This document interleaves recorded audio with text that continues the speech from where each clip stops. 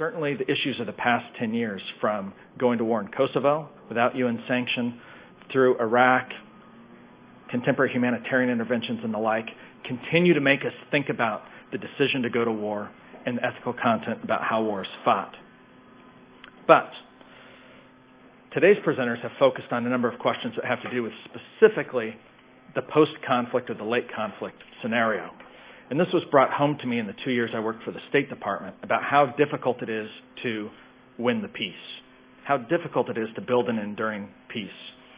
I saw people from the UN, from the State Department, from USAID, from our allies like CETA with the Canadians or DFID with the Brits, trying valiantly to do things like bring health and security, to get rid of landmines, to do DDR, which is demobilization, disarmament and reintegration campaigns, to do the kinds of practical political things that would resolve some of the fundamental issues in a conflict and establish an enduring peace.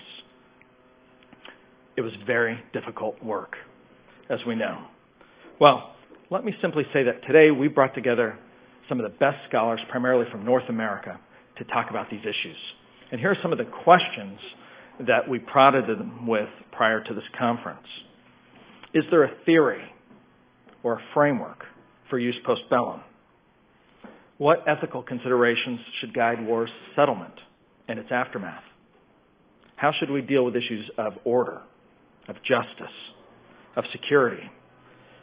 Should we add amnesty and forgiveness and reconciliation to this?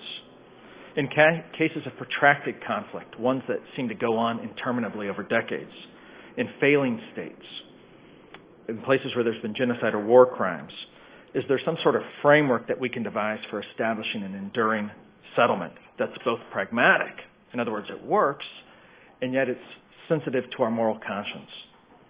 And finally, are there obligations of the victor, of the vanquished, of the international community? And finally, is this whole thing a smokescreen? Is it moral idealism that's really naive? Is it a smokescreen for Western imperialism? Or is there rich moral content that should span the globe? And of course, these answers are of particular significance right now, as there are very high expectations for U.S. foreign policy in the era of a new president.